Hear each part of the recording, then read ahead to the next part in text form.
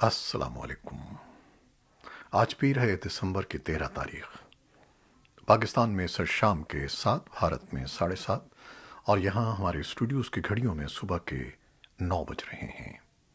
Voice of America Washington کی Urdu service سے میں ہوں خالد حمید، خبروں کے ایک بلیٹن کے ساتھ۔ اسرائیلی وزیر اعظم نفتالی بینٹ نے پیر کو متحدہ عرب امارات کے ولی عہد شہزادہ محمد بن زید سے ابوظبی میں ان کی نجی رہائش گاہ پر ملاقات کی۔ کسی اسرائیلی وزیر اعظم کا متحدہ عرب امارات کا یہ پہلا تاریخی دورہ تھا اور علاقے میں اسرائیل کی سفارتکاری کی کوششوں کا ایک حصہ ہے۔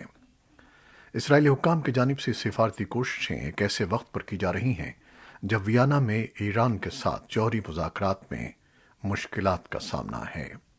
اسرائیل نے دھمکی دی ہے کہ اگر ایران کے جوہری پروگرام میں پیش رفت روکنے کے لیے سفارتی مذاکرات ناکام ہوئے تو وہ ایران کے خلاف فوجی کارروائی کرے گا۔ اسرائیل کے اعلیٰ سفارتکار اور اس کے دفاعی اور انٹیلیجنس سربراہان نے یورپ، امریکہ اور مشرق وسطیٰ کے اتحادیوں سے حالیہ ہفتوں میں ایران کے بارے میں مزید سخت موقف اپنانے کی اپیل کی ہے۔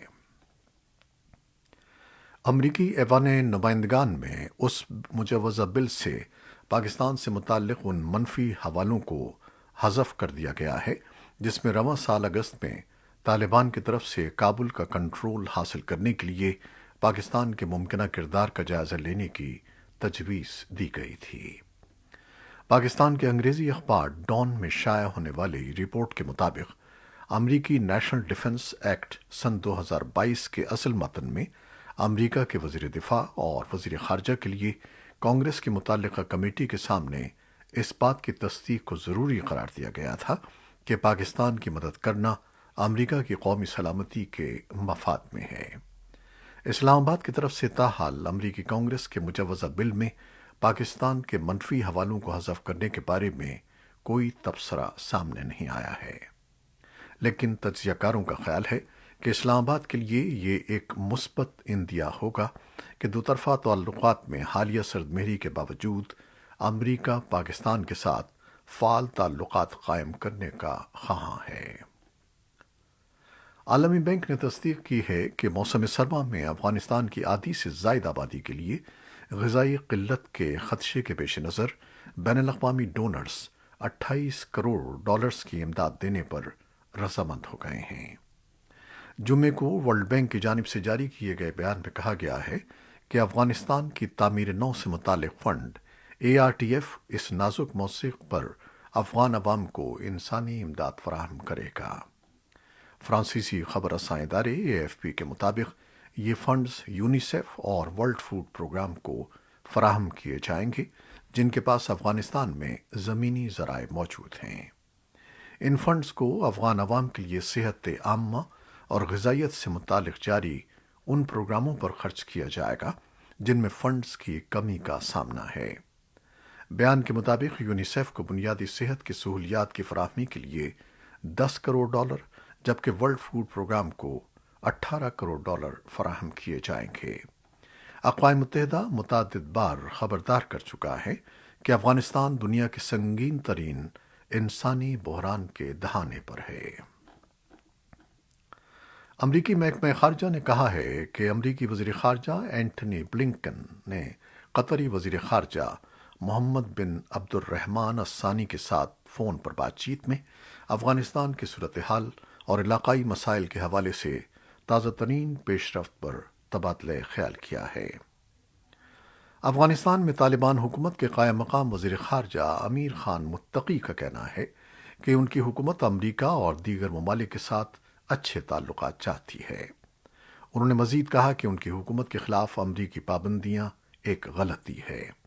ایسوسی ایٹڈ پریس سے بات کرتے ہوئے متقی نے کہا کہ ہم نے اعلان کیا ہے کہ ہم امریکہ اور پوری دنیا کے ساتھ اچھے تعلقات رکھنا چاہتے ہیں۔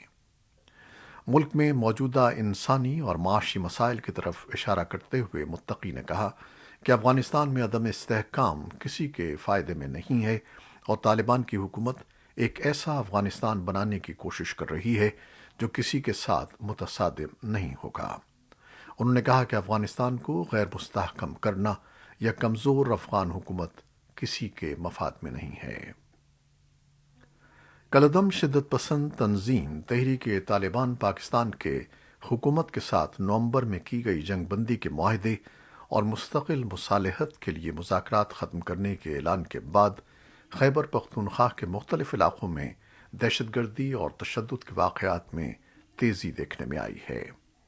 ہفتے اور اتوار کو جنوبی ضلع ٹانک میں نامعلوم عسکریت پسندوں نے انسداد پولیو مہم میں سیکیورٹی کے فرائض سر انجام دینے والے 2 پولیس اہلکار فائرنگ کا شکار کر دیے اور 2 زخمی ہو گئے، جبکہ شمالی وزیرستان کے ضلعی پولیس آفیسر نے میر علی قصبے سے ملحقہ ہمزونی گاؤں میں پولیس کی ایک وین پر فائرنگ کی تصدیق کرتے ہوئے کہا ہے کہ اس حملے میں کسی قسم کا جانی نقصان نہیں ہوا۔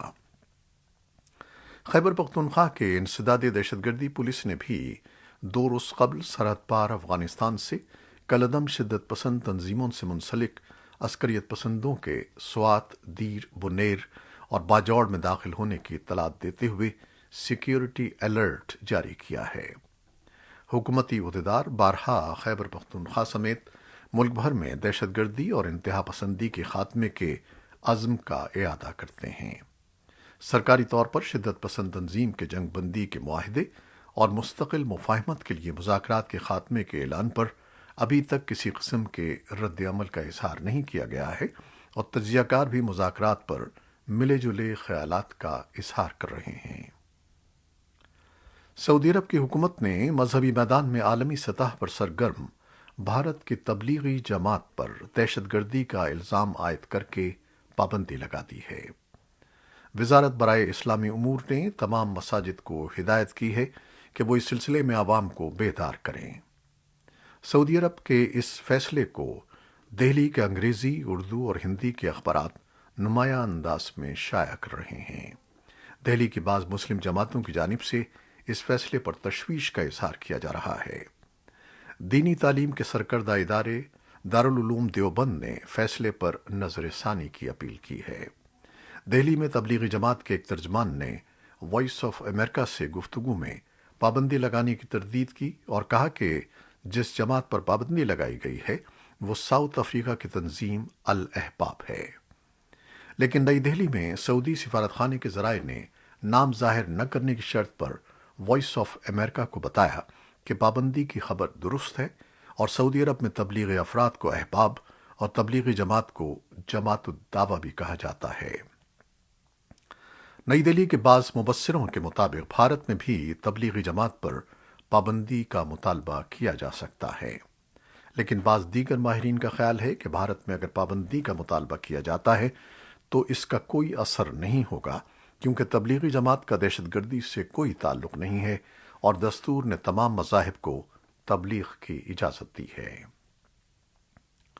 7 جمہوری اقتصادی طاقتوں کے گروپ نے اتوار کے روز روس کو خبردار کیا ہے کہ وہ یوکرین کی سرحد کے ساتھ بڑے پیمانے پر فوجی موجودگی کو کم کرے، وگرنہ اسے بڑے پیمانے پر معاشی نتائج کا سامنا کرنا پڑے گا۔